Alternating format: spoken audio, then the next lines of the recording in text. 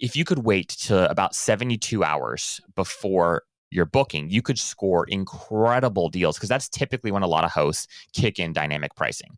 That was the clip from my interview today with Zach Busekrus, sharing one of the 3 core windows to keep an eye out for if you want to score epic last-minute deals. There is a lot of gold in this episode, which is really designed to help you do 2 things. Number 1, learn how to save more money when you're traveling and staying in short-term rentals. Think Airbnb and other services that allow you to rent a property for a couple weeks, a month, and of course, with the rise of remote work, with a lot of people in this listening audience being either nomadic or planning to travel long-term, this is really an essential skill to have if you want to save money on accommodations. And again, you're going to get very specific advice here today. And the second part of this is around earning money through either leveraging a current home and turning it into a short-term rental or investing and setting one up. And that might not be something you want to do right now, but perhaps down the road. And we get the really full big picture of this because Zach, first of all, him and his wife lived in Airbnbs full-time for 15 months.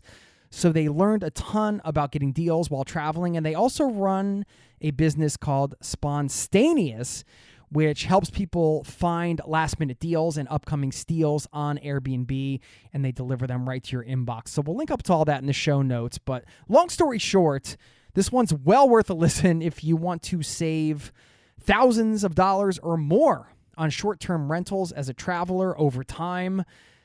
So without further ado, let's get into it. Thanks for being here, and welcome to the Zero to Travel podcast, my friend.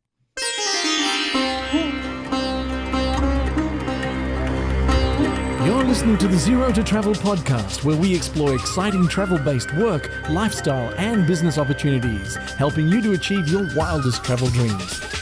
And now your host, world wanderer and travel junkie, Jason Moore. Hey there, it's Jason with ZeroToTravel.com. Welcome to the show, my friend. Thanks for hanging out, letting me bring a little travel into your ears. This is the show to help you travel the world on your terms to fill your life with as much travel as you desire, no matter what your situation or experience. Of course, always a valuable topic, saving money on travel. Who doesn't want to do that? And the more tools you can add into your tool belt to help you save money is always a good thing. I must preface this with a quick disclaimer. You know, this is not investment advice. We do talk about the investment side of things and how to get a profitable short-term rental property for yourself. And in fact, Zach shares his number 1 piece of advice for creating your own profitable short-term rental. But you have to do your due diligence, and everything here is Zach's opinion, obviously, his expertise based on what he's seen through his company and what he's experienced himself. But of course, this is not investment advice. So I just want you to take the information here and do with it what you will. I found this conversation extremely valuable. And another nice part about it is some of the tactics are really based around last-minute deals, which is nice because as travelers, sometimes you just want to take off. And you often think, well, the only way, or one of the big ways to save money, I should say, is really booking in advance and locking it in. And that can be a money saver, but it's nice to know some strategies for saving money at the last minute on last minute deals because we are spontaneous. I know Zach's nice play on words there with the company, Sponstayneous. But really, that's one of the core values, I think, in this listening audience is that ability to, you know, roam freely. And of course, you have things you want to see and do, but also having that spontaneity, having that flexibility, and using that to your advantage. I think the perception is often that if you wait till the last minute, and this is unfortunately oftentimes true when it comes to plane tickets and things like that, is that it can be terribly expensive. But it's nice to have some tactics for accommodations that can allow you to actually take advantage of last minute deals and save money because you're booking closer in at the last minute. So I hope you enjoy this episode and get a lot of value out of it. Thanks for listening. Stick around on the back end. I'll leave you with a nice quote to send you off. For now, please enjoy my conversation with Zach.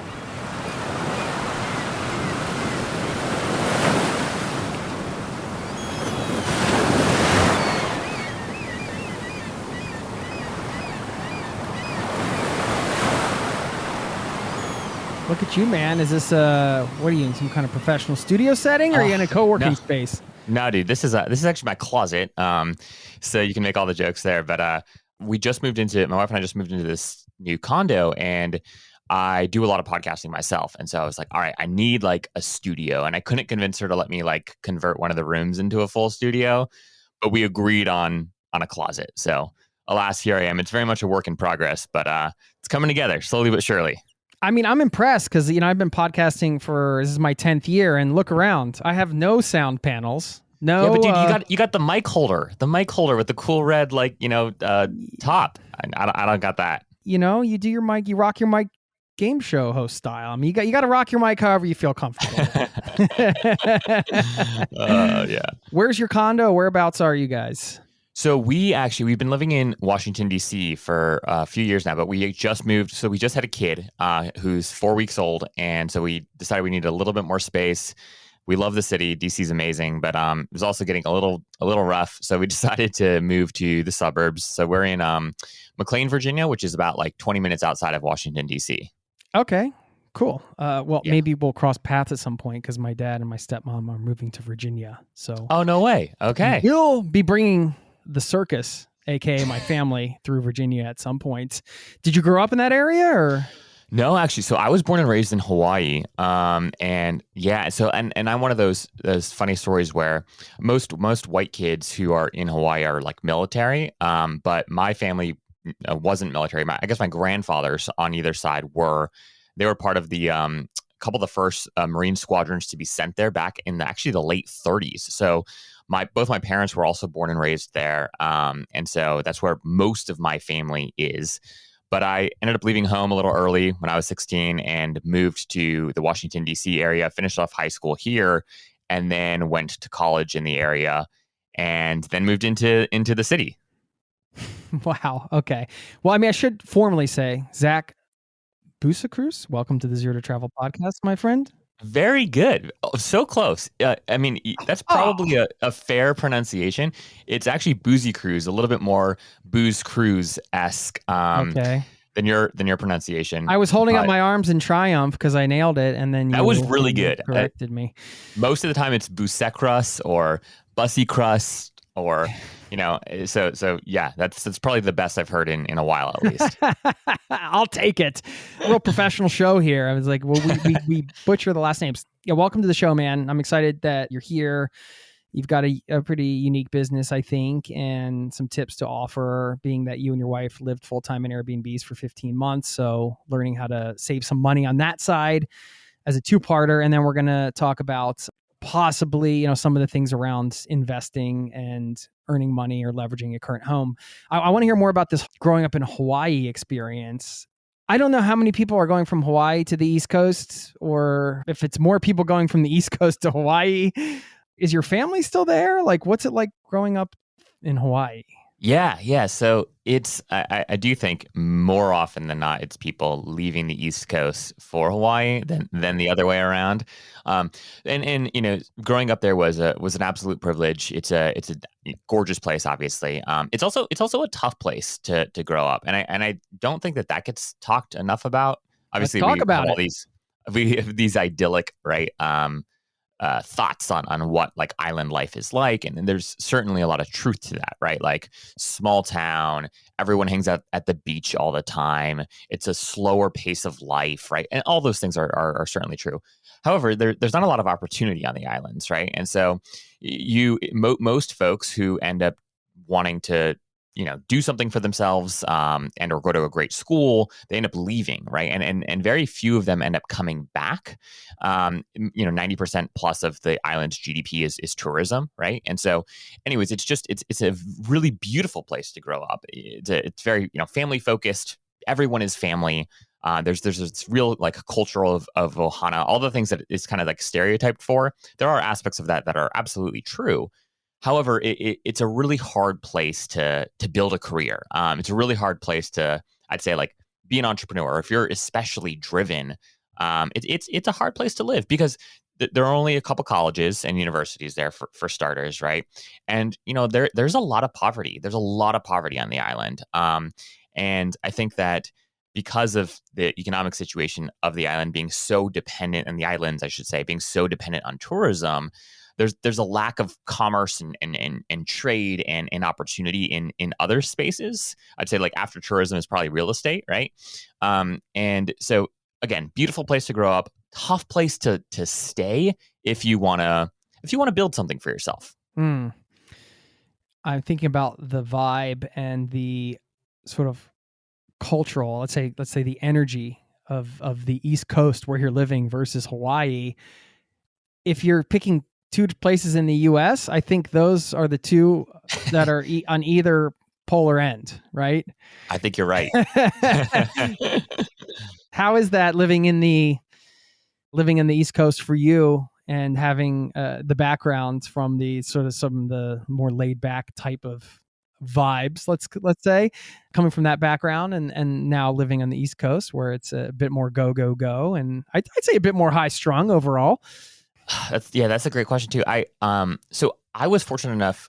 My parents didn't have a lot of money. Both of them were educators, so they were teachers, right? And growing up in Hawaii is not cheap, right? And so, I'm the oldest of 6 kids. So my parents had a lot of kids, and they were both teachers. And so we actually lived with my grandmother in her home. My parents rented from my grandmother for my entire life, actually, until I ended up leaving home. I share that only to say that I was fortunate enough to go to this really remarkable high school on a full ride scholarship. So in Hawaii, the public school system is quite terrible. It's consistently ranked one of the lowest, if not the lowest, in the country. And so everybody tries to get their kids, regardless of kind of like, socioeconomic class, everyone strives to get their kids into private school. And therefore, private schools are very competitive. I always say applying to private school in Hawaii was harder than applying to college, and more rigorous, more complicated, et cetera. Anyways, I was fortunate enough to get a full scholarship to one of the best schools on the island, and went there for a couple years, and ended up leaving that and then moving all the way to the East Coast independently, and moved in with some friends in Northern Virginia, right outside of Washington, D.C. That's a whole nother story. But I share all this because my life was incredibly hectic and incredibly chaotic. I lived on, the east side of the island. My school was on the western side of the island. I would get on a bus at 5 a.m. every day, a city bus, take the bus to school. Which island did you say? I'm sorry. Oahu. Okay. Yeah. Which again, in Hawaii, kids, like young kids, take the city bus. Like it's a very, like, again, regardless of socioeconomic class, it's a very common thing to do. I learned moving to the East Coast that I don't know. My friends scoffed at the idea that I was like comfortable taking like the city bus or taking the metro, for that matter, to DC. So, anyways, my life there was incredibly driven, and I played. I was involved in extracurriculars. I had started a couple nonprofits. I played volleyball competitively. I'd leave my house at 5 a.m. and I'd get home at 8 p.m. And so life there was exhausting, quite frankly. So moving to the East Coast, that doesn't sound very Hawaiian. It doesn't. And again, I think this is the reality of it. This is interesting because this is not what you think about when you think about life on Hawaii. No. And it certainly is a reality for more than just me. Like this is a common reality for, I'd say, like, the students who do get the opportunities to go to one of these remarkable private schools. It's incredibly competitive. And if you're going to stay there, right? If you're going to stay in Hawaii, it's more about where you went to high school than it is where you went to college. People care way more about the name of your high school than they do your college. Which I think there are a few other places in the country that are like that, but definitely true there.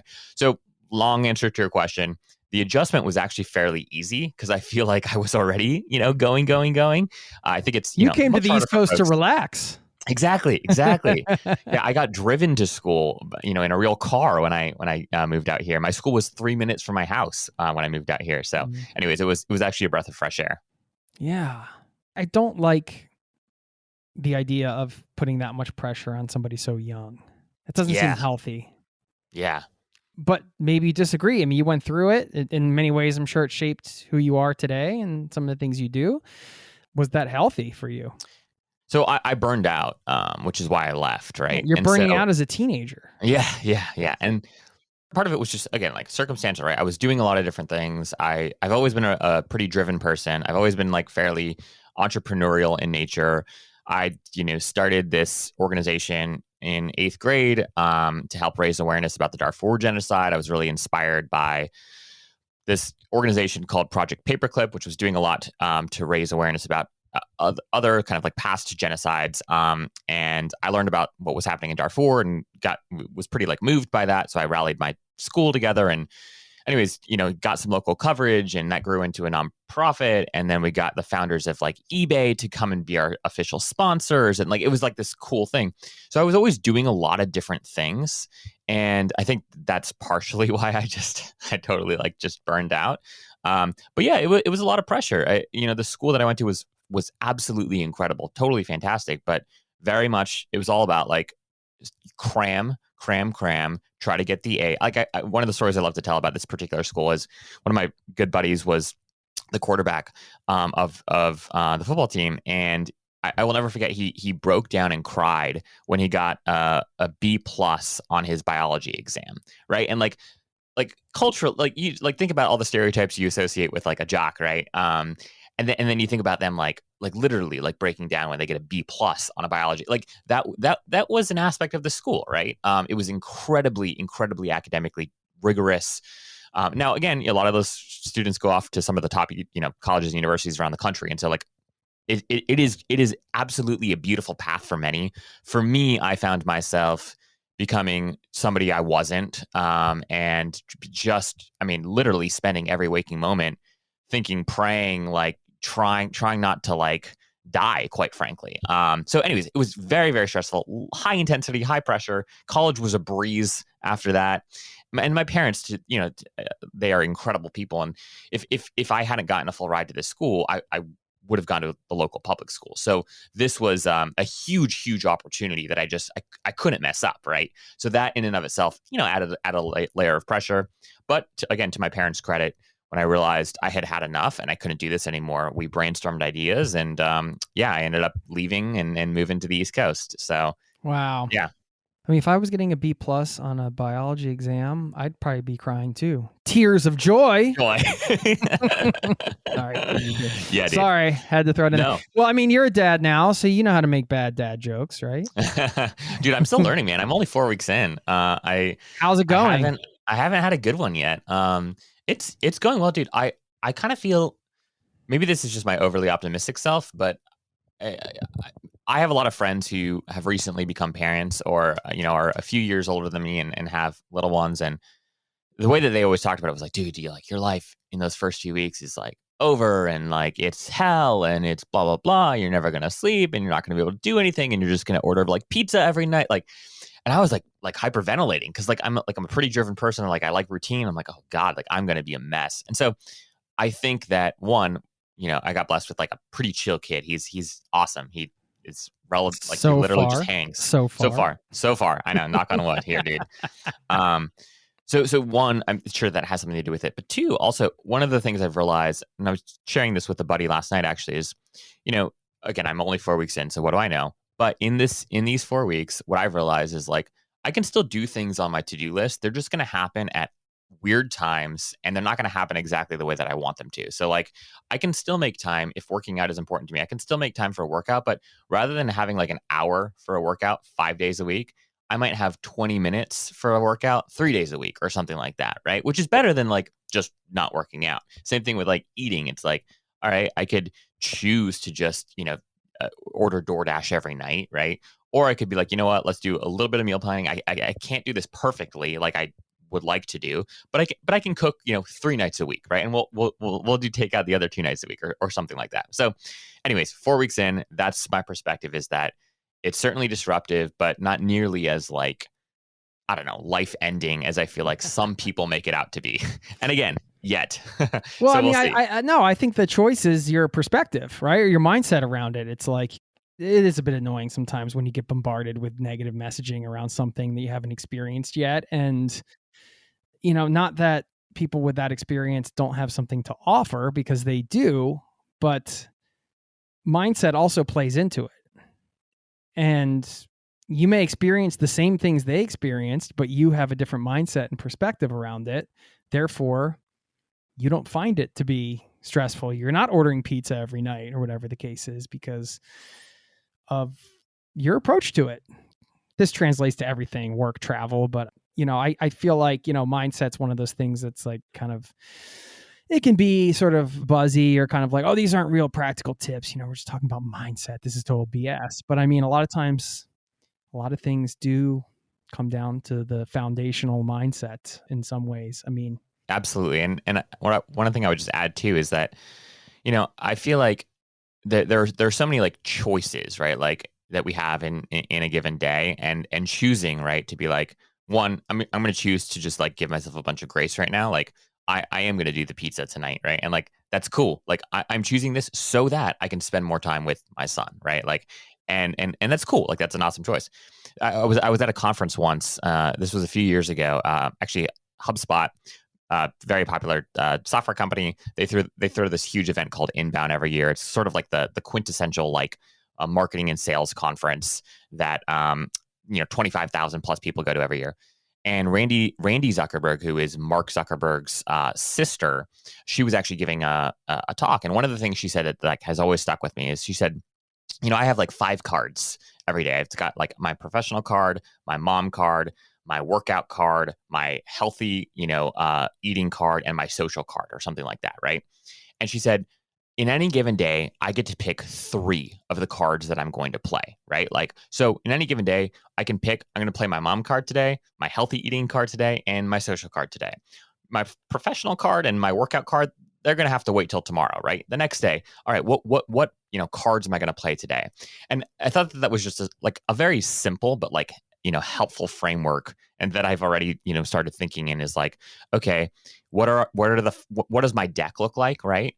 And then today, realistically, with what's on the agenda, or what are the cards that I should choose to play? And again, choice is relative, because you might choose to play 3 cards, and then your son or your partner or whoever might have a different sense of what cards you should play. But I feel like that simple practice could be helpful for some folks to emulate. That's interesting. That's a good visual. I'm a visual thinker, so I can see visually how that's appealing. I could also see how it could be limiting in some ways, but again, I think different frameworks work for different people depending on where you're at, who you are, where you're at in that moment in your life. I mean, I don't know. That's interesting though. I've never heard things put quite like that before. You were playing some kind of card where you traveled around for 15 months and stayed in Airbnbs. What was that all about? Did you make a conscious decision to travel, or why were you living full-time in Airbnbs for 15 months? I've always loved to travel. Being from Hawaii, anytime you want to go anywhere, you kind of have to get on a plane, right? Because it's literally an island. And so my parents didn't have money growing up, and so my mom, who was adopted, she found her birth mother when she was 18 years old and established a relationship with her. And this birth mother lived in Southern California, and she would actually fly my whole family up every summer for like 3 to 4 weeks. And so we traveled every year on my mom's birth mother's dime to come and, stay with them. And we developed great relationships and whatnot with them. But that was really like my exposure to travel was like from Hawaii to Southern California, which, the biggest difference is like the humidity, right? Like there's like no humidity in Southern California. Hawaii is like incredibly humid. Other than that, like Southern California is trying to be Hawaii. So it's just kind of like, it's funny that that's where my family chose to travel. So beyond that, I hadn't had the opportunity to travel much until I was in college, actually. And I've always worked for myself. I put myself through school, and I had always found ways to save and have some disposable income that I could use on things like travel. And so I remember the first time I went to Europe was my senior year of college, and it totally like changed the way I thought about like the world. I feel like this is so like stereotypical, and like it's so cheesy to say, but unfortunately for me, like I fell into the cheese, right? Like I felt different. I felt inspired. And I remember thinking and budgeting for that trip and realizing like I was able to go to all these places. We flew on a budget airline. We stayed in Airbnbs for super cheap. And this was back in, I guess, 2015, 2016. Yeah. And so this is when Airbnb was a thing for sure, but it wasn't quite what it is today by any means. And that experience of staying in somebody's home, being able to book everything through an app, it was just so beautiful, so seamless, so remarkable. And after that trip, every break that I could, every dollar that I could save, I was planning for that next trip, right? So that was kind of a big part of me. Anyways, fast forward to my wife and I, we get married. We actually got married in Italy because we had this, it's a long story that we'll save for another time, but we had this like serendipitous sort of encounter. We're both from Washington, D.C., but we had the serendipitous encounter in Assisi, Italy. And That's so where you met? So we met in DC and we didn't talk for a year. And then I basically, I happened to be traveling in Europe. She was on her way to Greece to do some service thing.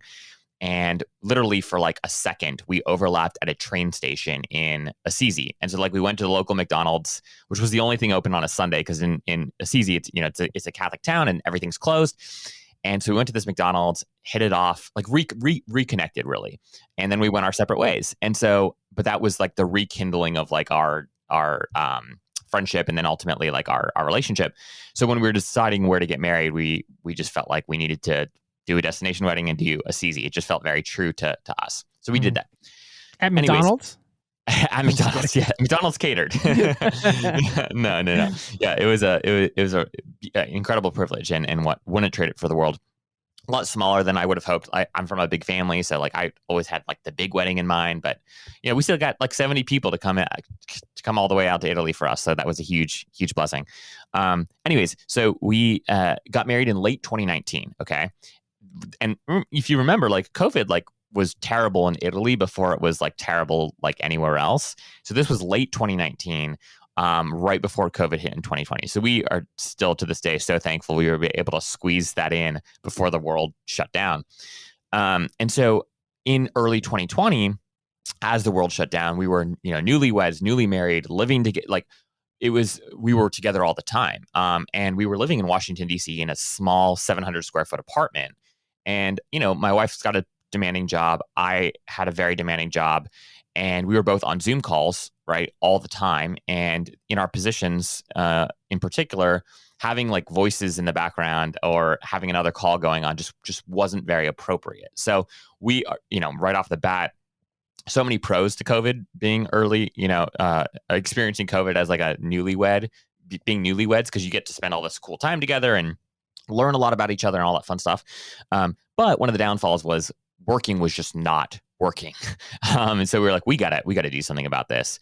And we decided, hey, maybe do we need a bigger place? And we couldn't really afford it. We didn't really want to do that.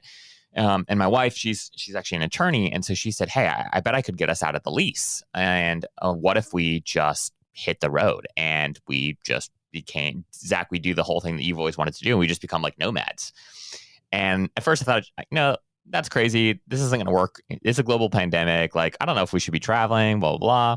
But long story short, we decided that it was worth testing out. So we committed to initially just 2 months. We got out of our lease. We committed to 2 months of let's stay like on the East Coast just in case work calls us back. Because if you remember too, like, during this time for many people, no one knew when work was going to say like, all right, you got to come back to the office, right? It was a weird time. And so we decided we would spend 2 months on the road and then decide if we wanted to continue.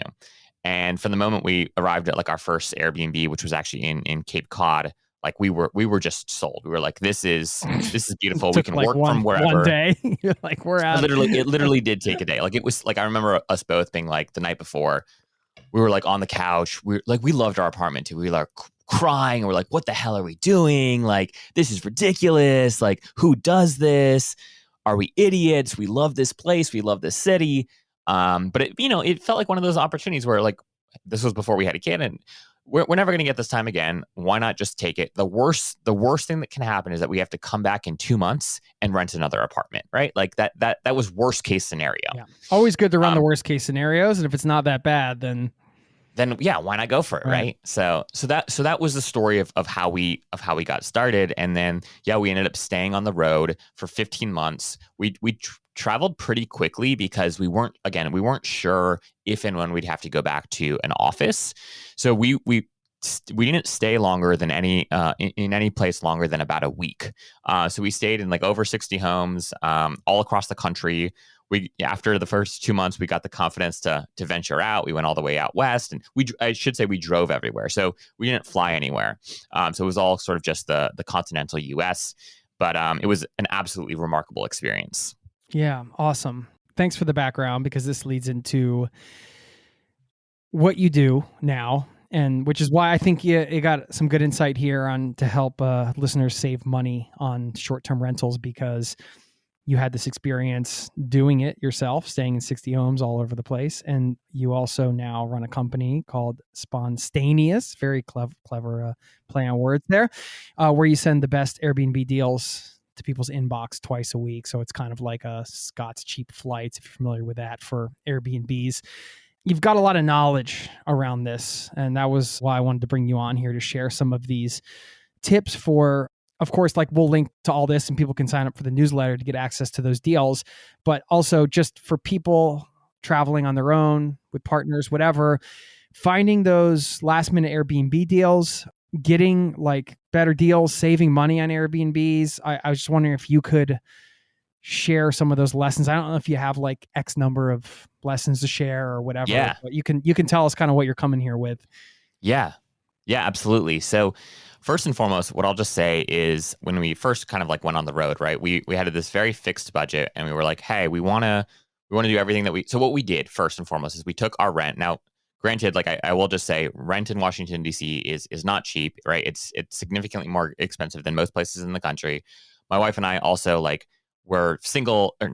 We were newly married and had no kids, right?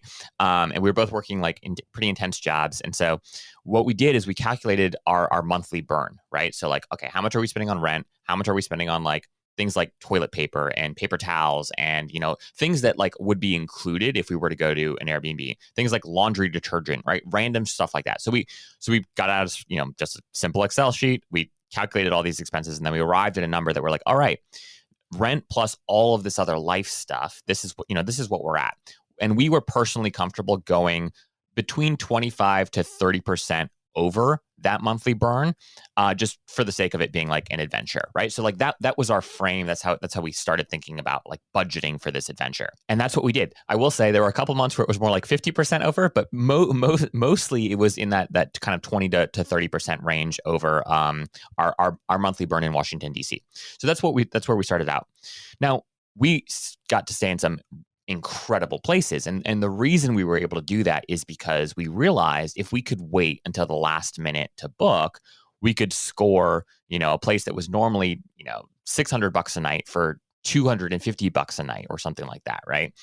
And this is before we knew what dynamic pricing was. This was before we understood how Airbnb ranks its listings and all that fun stuff. But well, I mean, do you want to explain that before you get into this so people know? Okay. Yeah. So anyways, that's kind of where we're operating from. So how that translates to helpful, practical information for anyone listening here is there's this thing called dynamic pricing, which any OTA, an online travel agent, right, like an Airbnb, like a Booking.com, like a Vrbo, right, they use these things called dynamic pricing, and it's super simple. It's just think about like basic economics of supply and demand, right, and then how that affects price. So when there's an increase in demand for a particular area, the price goes up. When there's a decrease in demand for a particular area, the price falls. So what we realized is if you could wait to about 72 hours before your booking, you could score incredible deals, because that's typically when a lot of hosts kick in dynamic pricing. So there are 3 windows. Okay, this is where it gets really practical and really specific for folks that want to do something like this. 3 core windows to look out for if you're trying to score an epic last minute Airbnb deal. Number 1 is a week out, right? So I call this like the 7-day window. The 7-day window is when, more often than not, if an Airbnb host does have dynamic pricing in place, which simply says it's literally a toggle, and it says, Airbnb, I trust you to know about supply and demand in my particular region, and I will let you decide what price to set my home at during these particular dates, right? So toggle on, dynamic pricing kicked in. Most hosts, if they have dynamic pricing, which most do, the first window of dynamic pricing kicks in at about that 7-day mark. Make sense? Following me so far? Yep. The second window, like the second kind of core opportunity to book, is what I call the magic 72-hour window. And this is like 3 days, right, before a booking is available. Now, at that 3-day mark, right, if a place is still not booked, most hosts, not all hosts, right, but most hosts, want most of the nights in their month booked, right? This is their business, right?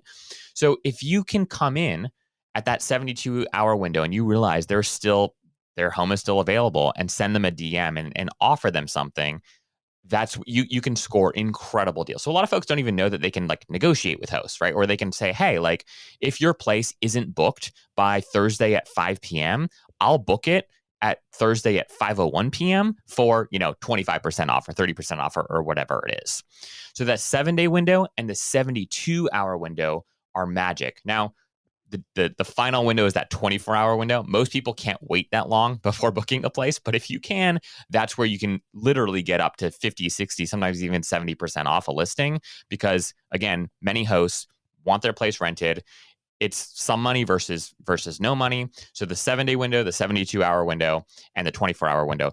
You can also score. There are some other things that I'll share in a second here, but as a general rule, that's a framework that I would recommend if your travel schedule allows for, that you follow. That really is those windows are when you're going to score the best deals. So which of those windows did you guys find, practically speaking, you take most advantage of when you're traveling or on this trip, once you figured this all out?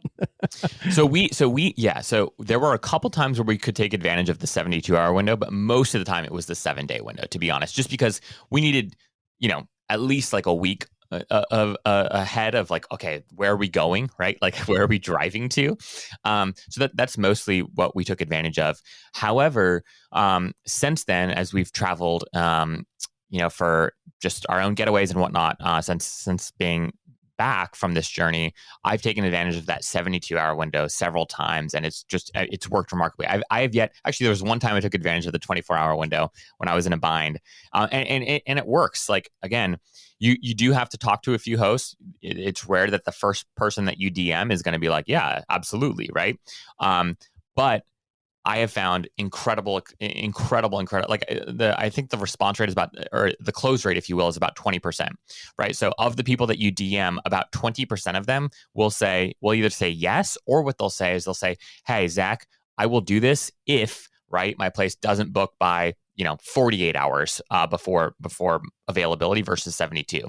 So people on Airbnb, again, in my experience, the hosts have been incredible. They're open to these things. I think where they're not open to it is if you're new to Airbnb, right? If you don't have any reviews, that was the other thing, right? It's like every time we went, a host would review us, and so we had really good reviews. So we looked like we were good travelers, right? And I'm sure that went into a host decision making about whether or not to give us a deal. So if you've got no reviews, it might be a little bit hard. All right, get some great reviews under your belt, and then start playing this game and test out these windows and see what works for you. The DM, the direct message, that is always a part of it. You're saying, right? You always have to directly contact the pricing within these windows doesn't go down automatically. You have to reach out and ask for the discount. No, actually, so that's not true. So the windows that I mentioned, the 7-day window, the 72-hour window, those will dynamically kick in if a host has dynamic pricing right. turned okay. on. And then you're trying to get an additional percentage off by contacting them. More often than not, what I've found is that these Airbnb hosts, they don't actually know what Airbnb's like nightly price that they're offering you, like Jason, is. Like they have a general sense. They'll set like a floor and like a ceiling of like, all right, I don't want to rent my place out for less than $150 a night. And then if I can get up to $400 a night, that would be, amazing. And then within that window, Airbnb's dynamic pricing will show you or me, and we might even be shown different rates depending on kind of like when we're looking and where we're looking from and all that fun stuff.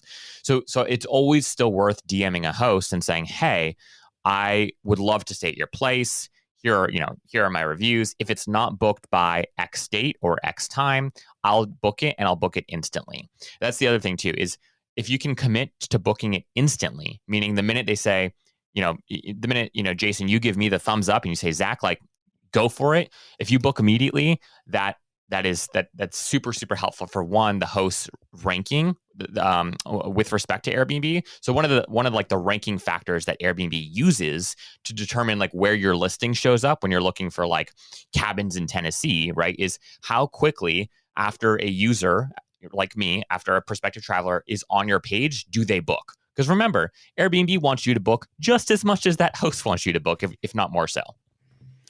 That's a good bit of knowledge to have, because when you're DMing people, you really have to look at it from their perspective, right? And try to provide as much value as possible. And you're thinking, well, if I'm asking for a discount, how can I provide value in this situation? And that's gold right there, right? Because I mean, it's going to help them. And maybe there's a bit of education around that. I don't know if you mentioned that, or if Airbnb hosts just know it, but you kind of just laid out the sort of basic template that you would send.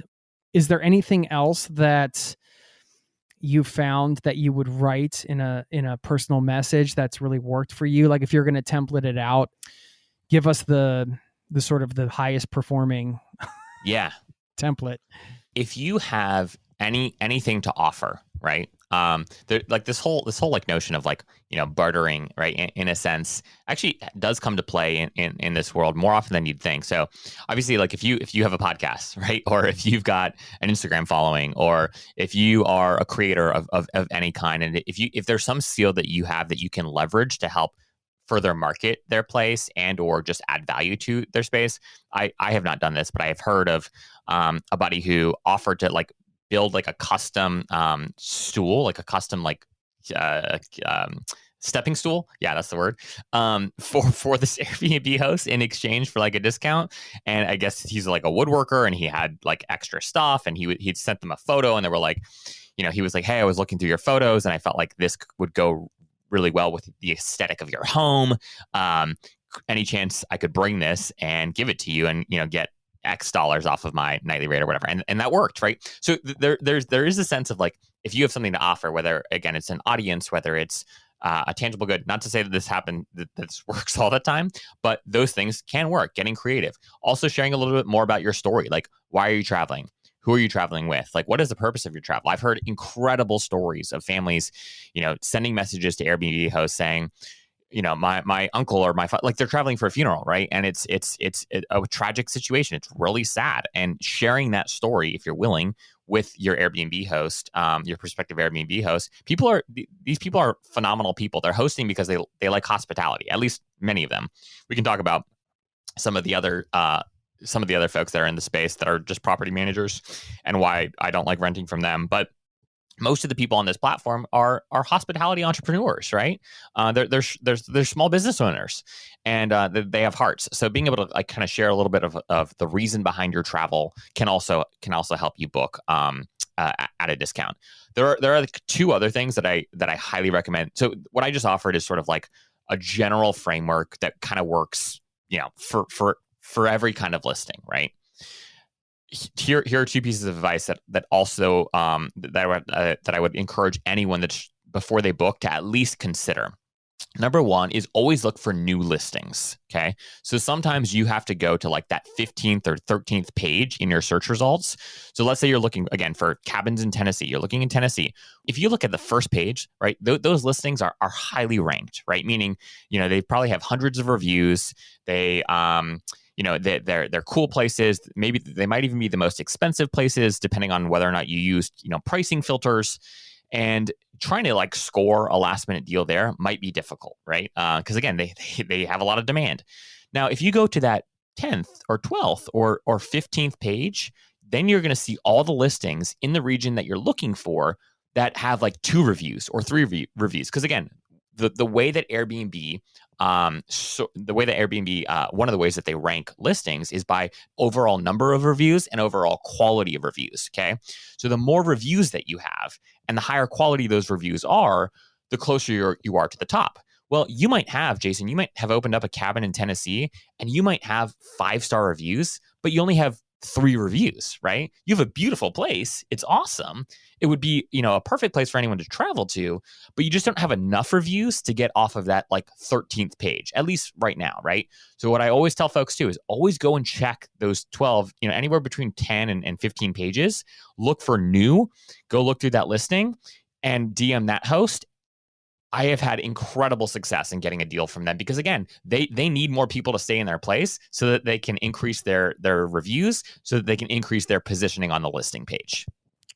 Awesome. That's a great tip. And you mentioned 2, I think. Yes. So that's the new listing. And then the second thing is anytime you find an Airbnb that looks especially nice, right? Or it's like, wow, like they've built a brand around it, or it has a name, right? Like the Moose Lodge or something. Exactly.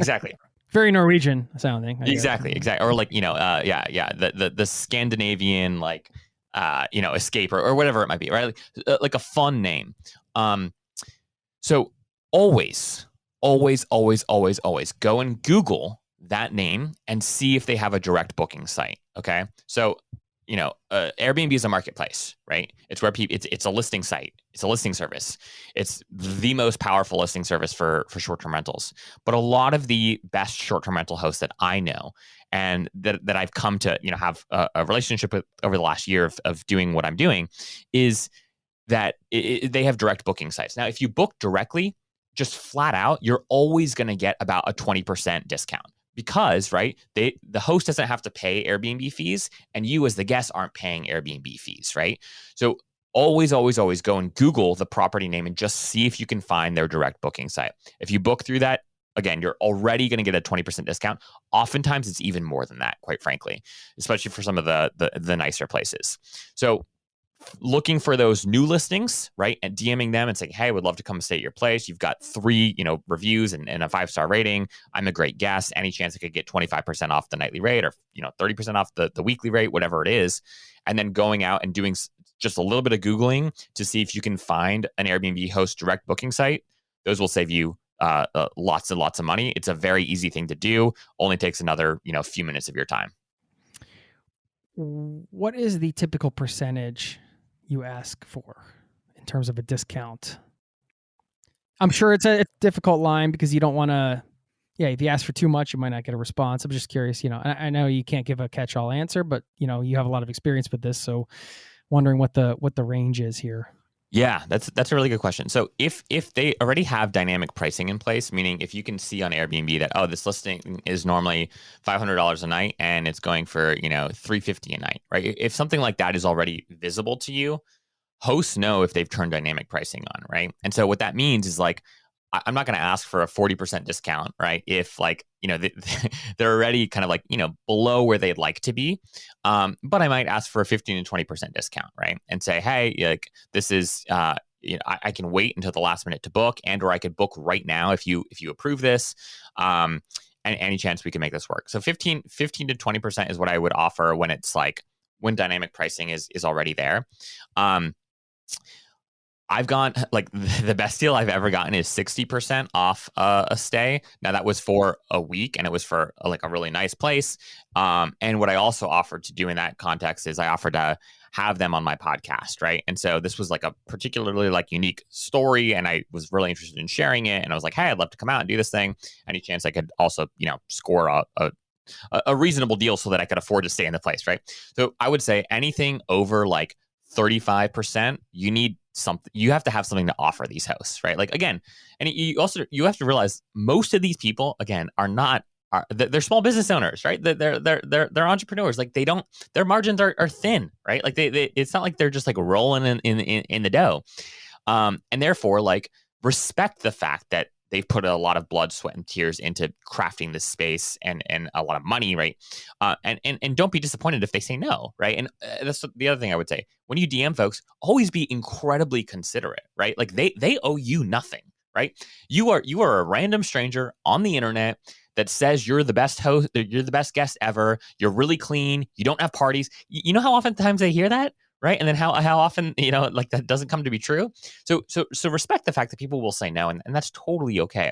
So that's the other thing I recommend doing. If you know, Jason, like that you and your family are going to travel to Virginia to come visit your parents, right, at some point in time, if you start a wish list on Airbnb and you figure out kind of like roughly where you want to stay, just start like hearting and saving all these deals or all these listings.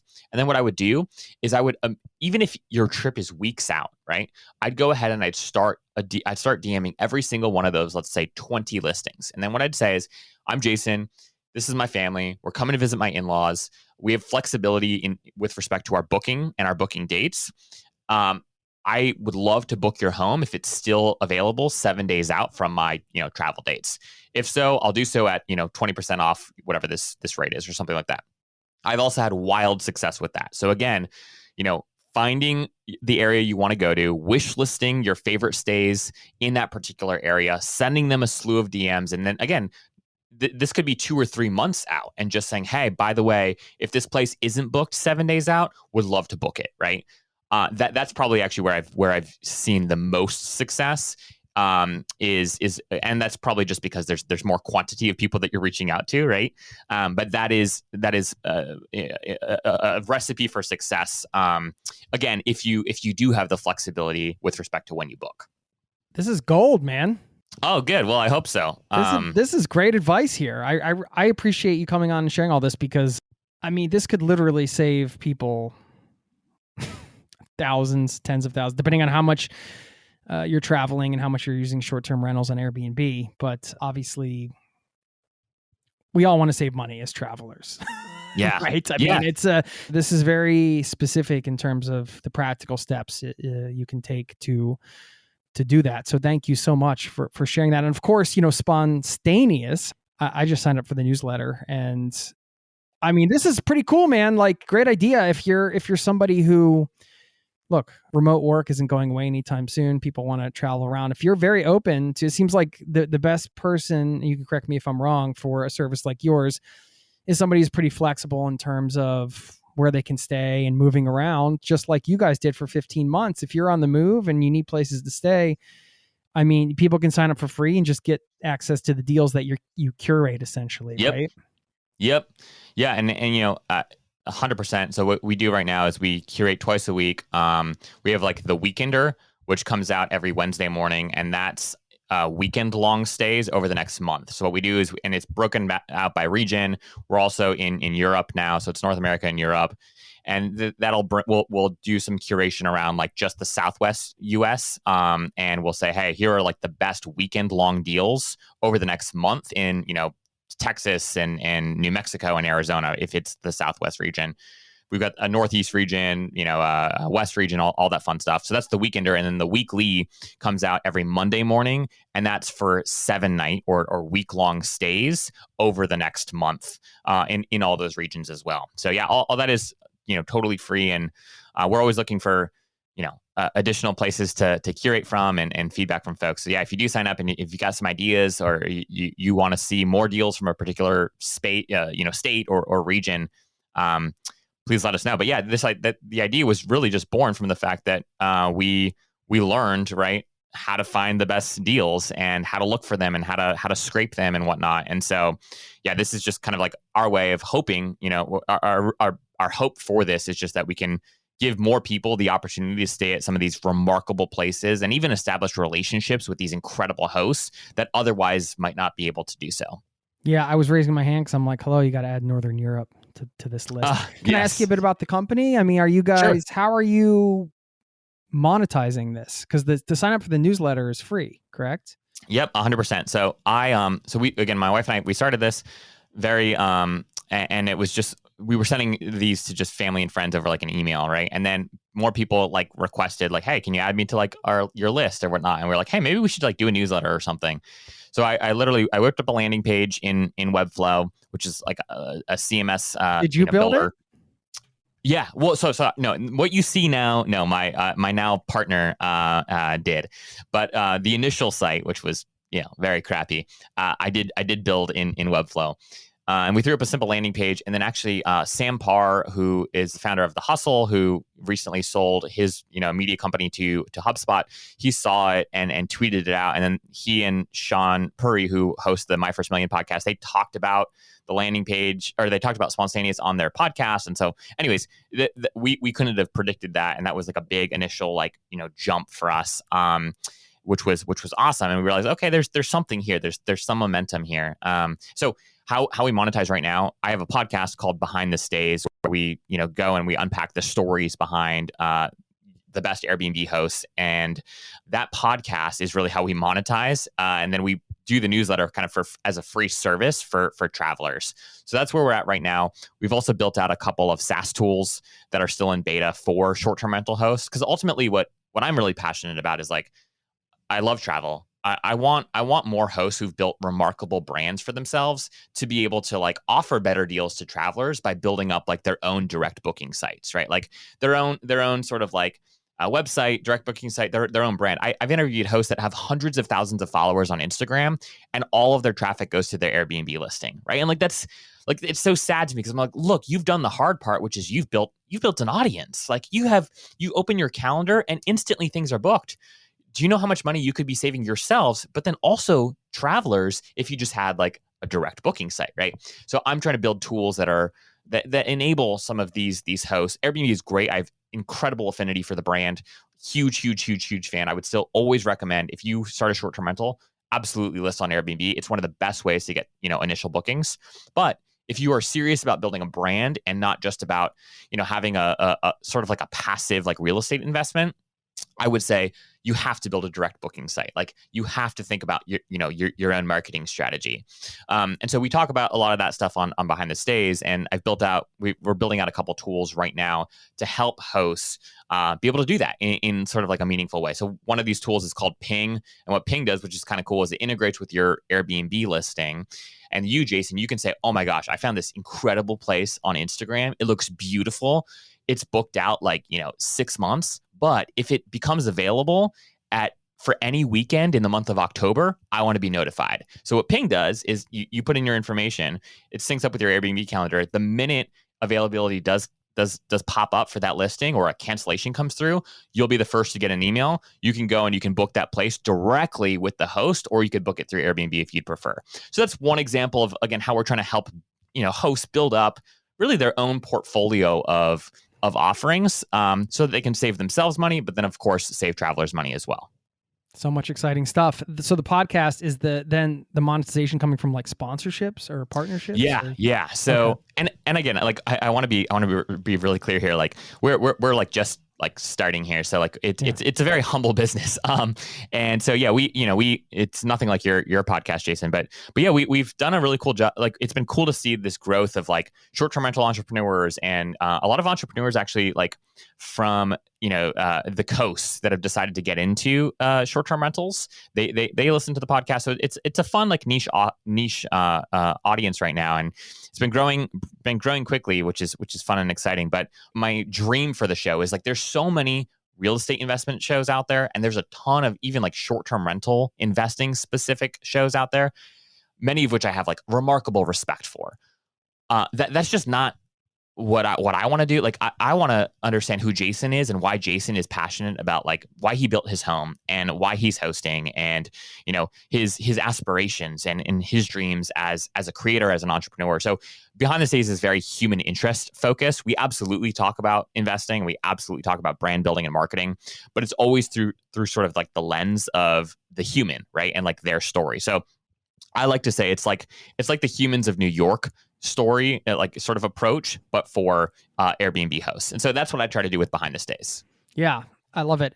The lessons from those conversations, that's what I kind of want to dig into now, because Behind the Stays, great title. I mean, it kind of says it all, right? So you're basically getting an education from hosts on kind of what's working. You're seeing both sides of it, right, with your businesses. So and the podcast and everything you have going on. So I'm curious as to what is working, or what do you see as if we're going to apply like Pareto's principle, or the 80-20 rule, or people are familiar with that, or like what's sort of like the smartest, most efficient way to get involved with short-term rentals?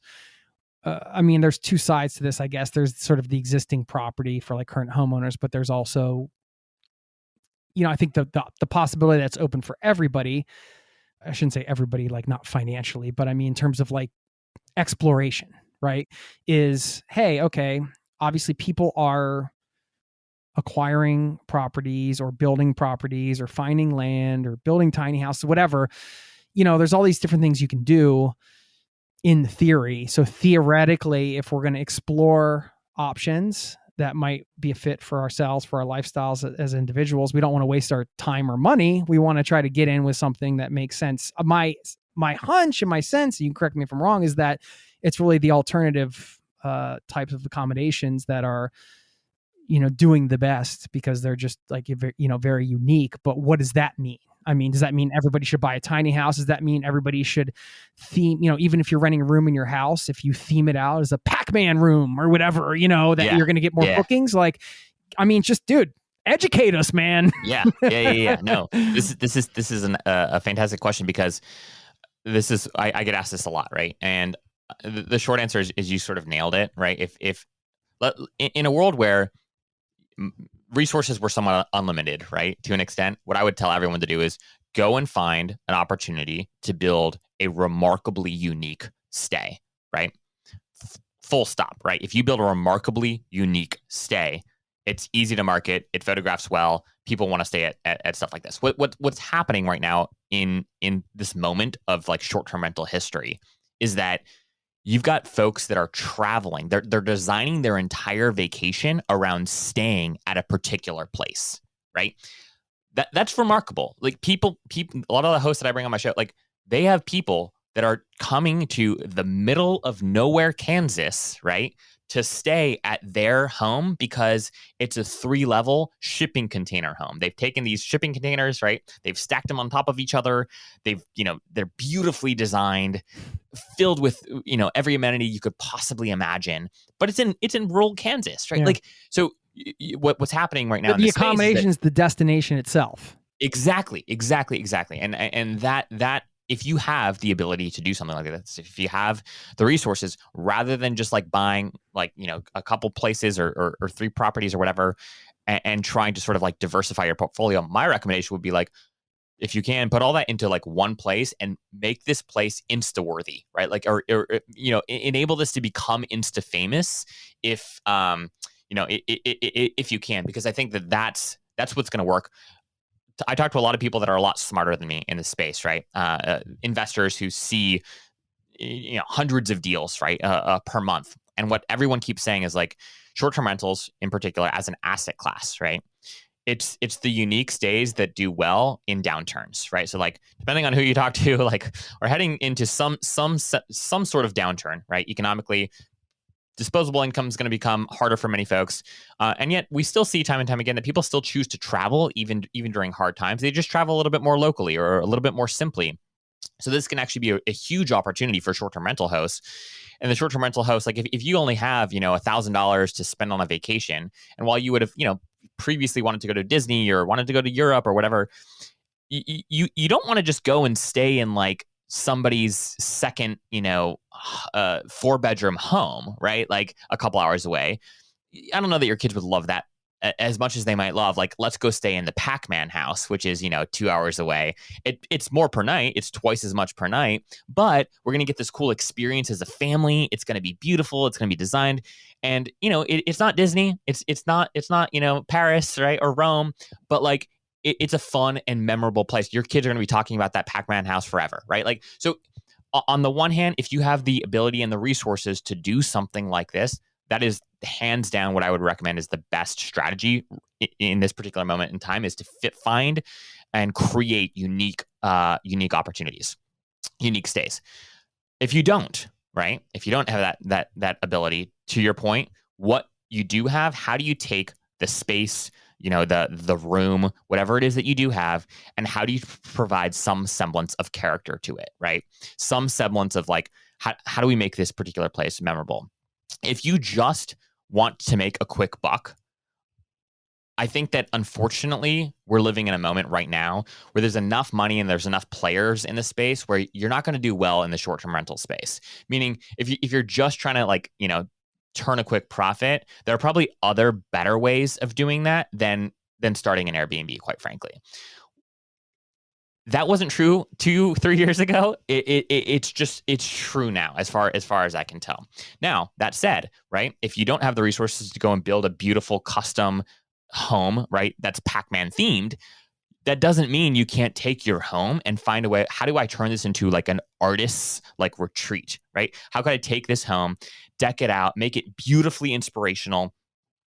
Maybe you're targeting the digital nomad that doesn't have a lot of money, but wants like a beautifully designed space to be able to work or podcast in, right?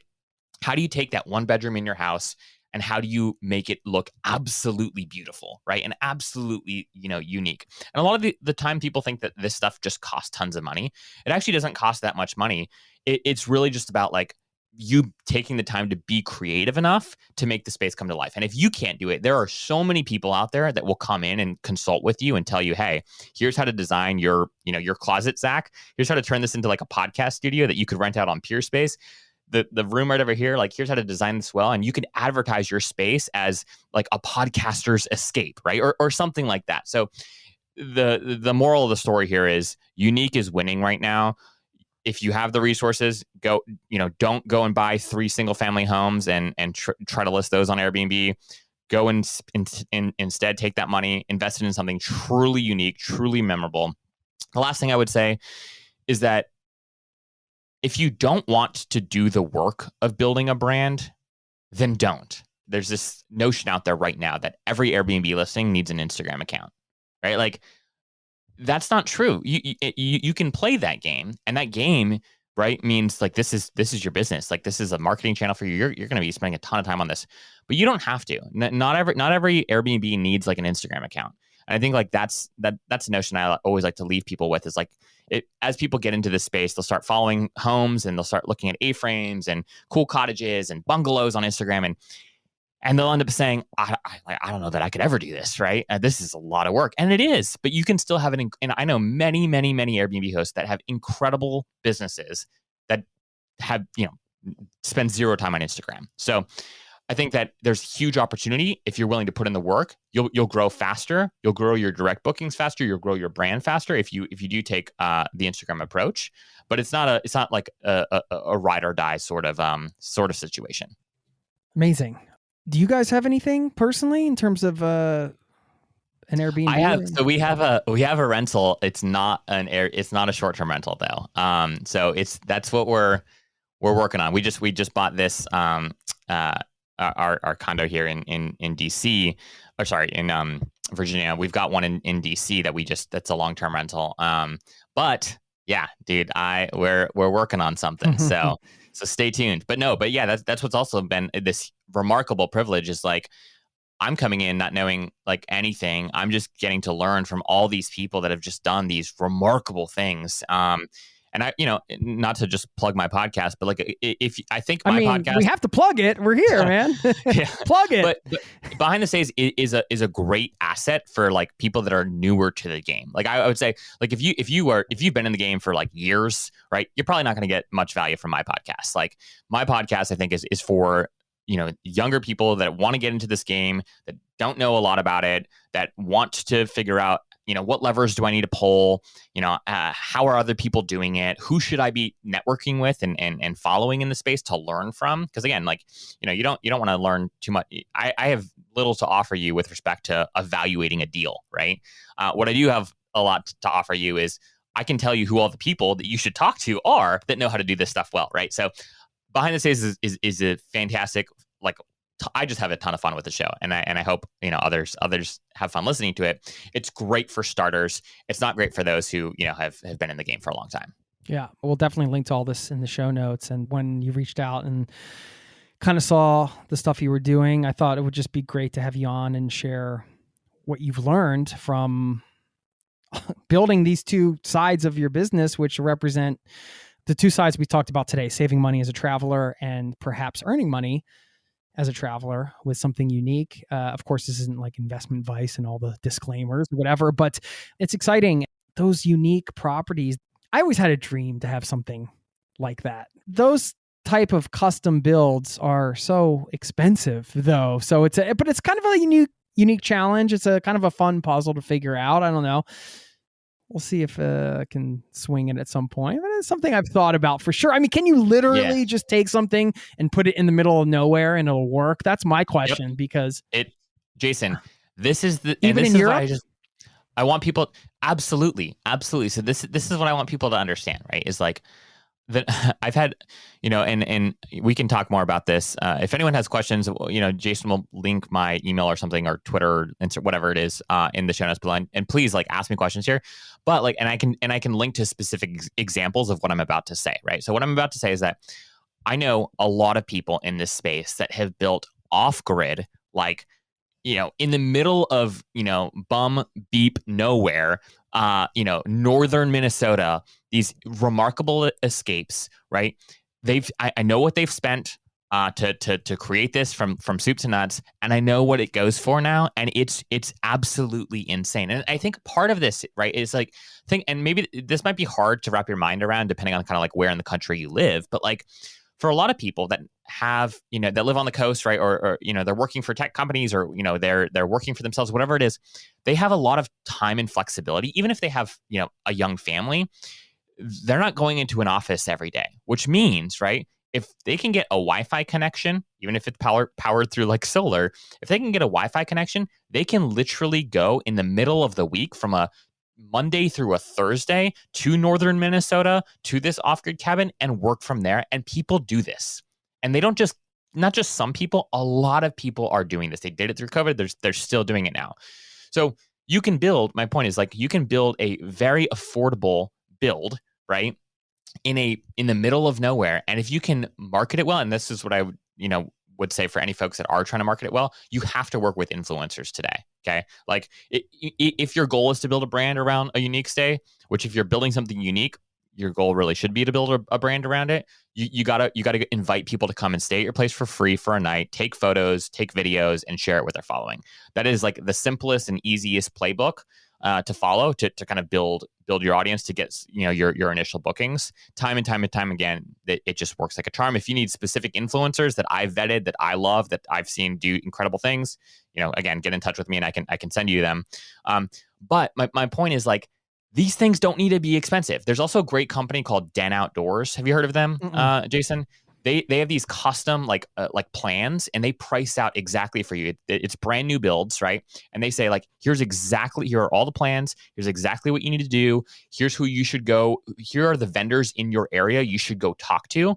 And like, you can build these beautiful like structures from the ground up for remarkably less expensive than you might think. So again, people do travel to the middle of nowhere. People are interested in unique escapes. And the reality of the situation is it's not cheap, of course, acquiring the land, all that fun stuff. But I'm seeing people who shouldn't be able to do these things be able to do these things at remarkably lower prices and sort of like, a spend than you might expect. Wow. Okay. I know numbers can vary wildly, of course, but have you kind of cracked the nut in terms of the formula, like budget wise, perhaps a range, how many bedrooms you're looking at or setup? Is it tiny houses? Is it A-frames? Is it more as a matter of like how many people it sleeps? Whatever you share here isn't going to be like a catch-all answer. It's going to work everywhere in a magic pill or anything. But just from what you've learned, is there a sweet spot budget-wise to make it profitable, and in terms of like the layout, let's say? Big disclaimer here that all of my information is, I've not done this myself, so all of my information is going off of what other people have shared with me, right? Generally, there's like this rule of thumb around like $100 to $250 per square foot as sort of like, this is obviously for like new builds, as that being kind of like a nice range to budget out with and to play with. Now, again, obviously that's going to, vary dramatically depending on kind of like where in the country you're building, but that's kind of one frame that a lot of folks have seemed to find success with. What I like to do in terms of figuring out what kind of home and like where and whatnot is, I do SEO research. So like what I'll do is I'll say like, okay, who is Google? Like what terms are people Googling right now? So I literally just posted about this on my Twitter a couple weeks ago. Right now, for instance, there is a huge uptick in people searching for A-frames in like the most random places in the country. So like, A-frames in Hocking Hills, Ohio, right? Like A-frames there's another, I don't even remember the town. A-frames in X town in Kansas. Been to Hocking Hills. It's nice there. Yeah, yeah. And you see like this huge and what's interesting about these search terms, right, is like Airbnb is not included in the search term. So it's like there is you could make a really great argument that there is demand right now for A-frames in random places throughout the country. So I think A-frames as like a property type are having a moment. Will this moment still be around in 2-3 years? I don't know. But I think if you were to start something now and you had to pick a type of home to focus on, I would focus on an A-frame because, again, Google is telling us that there's huge search demand for this term. And this term, again, doesn't include Airbnb, which just means that people are willing to, book these sorts of things directly, or they're looking for a specific kind of escape before they're looking for an actual property, which I think is also like really important to keep in mind here. Is like some people search for types of homes and then drill down and to figure out, okay, I want to stay at an A-frame. Maybe Jason, your kids or your wife or whoever are like obsessed with a particular like kind of home, or I want to stay in a container home or something like that, right? People will go and they'll look for container homes in Texas, container homes in Alabama, container homes in wherever, right? And then if you can rank well for those terms, and again, Airbnb is not included in that search term, that's huge opportunity to increase your direct bookings. Anyways, that was a little bit of a pivot, but to get back to your question here, what I would say is like the quote unquote formula is, if you want to do this smart, go and figure out what are people actually searching for. Talk to people in your network beyond these Google Trends. Talk to people in your network. Understand like what is like the buzzy term right now. Is it still tiny homes, right? Or are there too many tiny homes? And don't look at national trends. You have to look at like local to like where you're building, right? So if, for example, you are in Ohio, what I would say is like, hey, building A-frames in Ohio seems to be there are a lot of people that are searching to stay, not to build, to stay in A-frames in Ohio. I would say maybe you start with an A-frame. And that once you figure out the home type, then I would say, all right, cool. Like, what's your budget? If we take this 100 to 250 square foot rough sort of budget, 250 square foot, that's let's just say like all the design features. You're going to go balls to the wall. It's going to be this like beautiful, like, I don't know, like Scandinavian meets like Parisian sort of like experience, right? In Ohio. And you're going to be closer to $250 per square foot. Whereas, hey, maybe you want to just take a super minimalist approach. Maybe this is going to be a stay that's a little bit more geared towards like a budget traveler. How could you do this for maybe even like $85 per square foot? So from, once you figure out kind of who your core audience is that you're trying to attract, and I guess that's a really important thing, is like you need to build your place with a particular traveler in mind. Don't build it for everybody. Everybody will come, right? You'll get pockets of lots of different kinds of people, but you have to build your place with a particular like traveler persona in mind, right? So what I always like to tell people is like, look, first figure out the type of property. Second, figure out like the type of traveler, right? If you're optimizing for couples, right, and or single people, right, you're going to design that totally different than if you're optimizing for like a fun family escape, right? So that's kind of how I would get started. And then what I would do is I'd go and I'd figure out who are the Airbnbs that already exist in that area. And I would go and I would either DM these people through Airbnb, these hosts through Airbnb, or I would try to find their properties on Instagram and send DMs through Instagram. And I would just be super candid and ask them lots of questions. This community, Jason, is like so remarkable. People are so willing to share advice and plans and like, here's how I did it for free. It's amazing to me.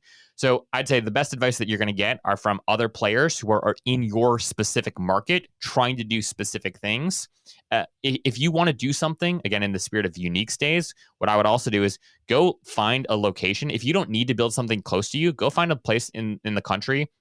Like right now, like the Shenandoah in Virginia, for example, right? If you go and you look at Shenandoah County on Airbnb, you're going to see a lot of like the same kinds of homes, right? They're typically like 1960s, 1970s kind of like homes that are listed around like ski resorts in the area. And then there are like a couple tiny cabins and that's it, right? So what does that say? What that should say is like, hey, if there's a national trend of A-frames and people seem to want to stay in A-frames, and if I'm looking in Shenandoah and there are no A-frames, this smells like an opportunity to me, right?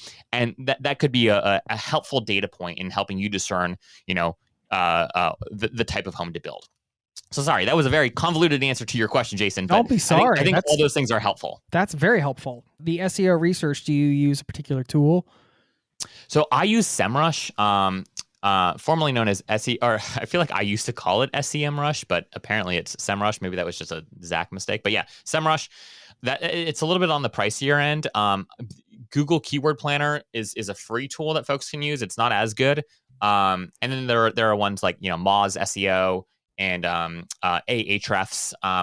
But yeah, I use SEMrush. Yeah, great breakdown. So in terms of number of bedrooms, I'm guessing that ties in with the type of traveler you're trying to attract. Question. Yeah. Right. I don't know if you've seen a trend that, hey, the goal is to like sleep, 8 or more, or if it's just like, hey, the most profitable places like sleep 2 and they have a pull-out couch, whatever. Anything around that? Yeah. So again, I don't have a great answer to that question. What I would say is people often think too much about like number of bedrooms and not enough about number of beds. So what I've seen to be true from the folks that I've talked to is like, hey, you can have like a 3-bedroom place, right? And make sure that like one of those bedrooms is like a bunk room, right? Like because that way what you could do is like, again, if you're traveling with friends or if it's a single group of people or whatever it is, you can have 4 dudes bunk up in like the bunk room, right? And then you can have 2 couples stay in the other rooms or something like that. So rather than optimizing for number of rooms, which is obviously like going to drive up your cost, instead optimize for number of beds. Again, like within reason. What I have found is most people in like the custom cabin build world are optimizing for like the 2 bedrooms, 2 to 4 beds right now. So I think that there's opportunity to do more than that. Most of the folks that I see having great success are targeting kind of like smaller groups. But again, I don't think that means that you can't have 5 bedrooms and do really well. I do think though the number of beds matters more than the number of rooms. What about boats? Boats? Know anything That's a about really good boats? question. So asking for a friend. No, it's something we're looking at in Norway, actually. Oh yeah, dude. So I've only heard, and maybe this is a domestic issue, but like because of all the liability associated with like having a boat that people can use. Not that you can drive, just that you can sleep on. Oh, that you can sleep on. Yeah. Oh, okay, cool. Yes, dude. Okay, well, I mean, I'd say that falls into that unique stay category. There's actually a company right now. This guy's been. I've been trying to find time to talk to him. He's building out like a collection of like boat houses, or I don't even know the term, boats that you can sleep on. Houseboats. Yes. Houseboats. Thank you. Boat houses, houseboats. In like some of like the major like I guess like harbors in along the East Coast. Do you remember the name? It's called Flow something. No, I again I haven't actually spoken with this guy. We've gone back and forth on Twitter a little bit. Flow House, I think is what it's called. Okay. Is what he's going to name it.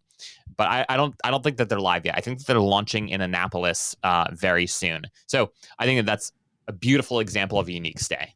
But I don't know. To be honest, I don't know any hosts personally or entrepreneurs personally beyond this gentleman who I hope to get to know soon who are building there. Yeah, very cool.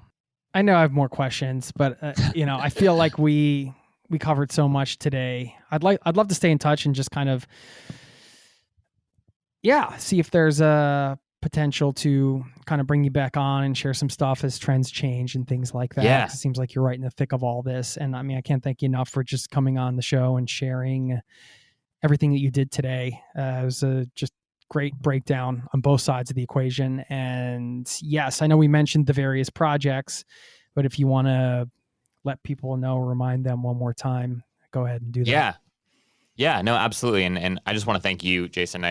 As I mentioned, I'm a fan of the pod, and it's been fun to I first discovered it when my wife and I were driving up to Maine, and love what you're doing. I think that this is it's just a huge resource for folks. But beyond just being kind of a cool resource, I think like we're entering a time too where the world is still changing so dramatically. And again, this is not true for everybody, but for a lot of people, they're going to have way more flexibility over this next decade than they had in previous decades. And I think that should be an opportunity for us all to reconsider and rethink, hey, how do we want to live our lives? Like, what are the things that we want to prioritize?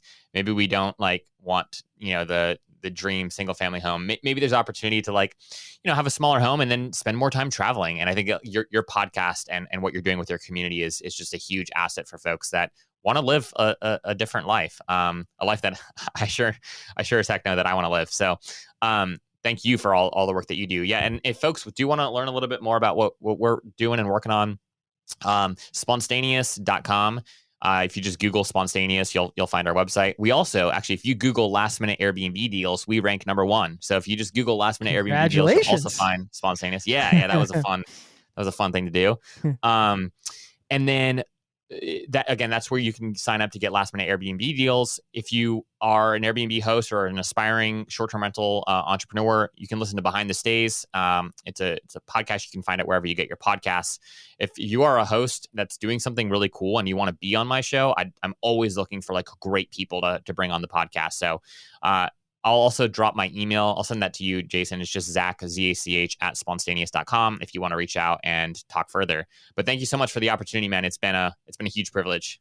Thank you. Thanks for the kind words about the pod and for everything you're doing. And you're making a huge difference in your space, and certainly made a difference for me and the listeners today with all the advice. So thank you so much, man, and look forward to staying in touch. Likewise. Cheers.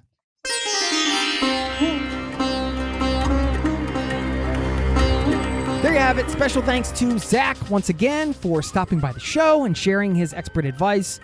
Really enjoyed that conversation. Great guy, and was so willing to share. I always love when guests come on and they just pour their hearts out and give you all the information you need to save more money, help you travel. That's what this is all about. So I'm glad you're here. I want to thank you once again for being a part of this community. Before I let you go, I'm going to leave you with a quote. But if you haven't done so yet, sign up over at zerototravel.com/newsletter for the weekly newsletter. And you can also get in touch with me, Jason at zerototravel.com. You can leave a voicemail with the link in all the show notes. So I always invite you to get in touch and say hi. I just took a recent trip to a lovely area outside of Amsterdam. Such beautiful forest and nature there. And I'm excited to tell you about that in a future episode coming out next month. So if you want to hear about that and the other good stuff we got coming down the pipe for you, please follow the podcast and keep in touch. Okay, let me leave you with a couple quotes. This one in particular ties in with the episode really well, I think. And this is from Oscar Wilde, who said, "Spontaneity is a meticulously prepared art." And I thought that was a great quote, and also really perfect for matching up that actionable advice and kind of being prepared to be spontaneous, which was maybe one of the big themes coming out of this as I reflect on it in this moment. That idea that, okay, we want to be spontaneous, but it's nice to have those tools to be spontaneous and be prepared when we're ready to be spontaneous. So prepare for your spontaneity however you can. There you go.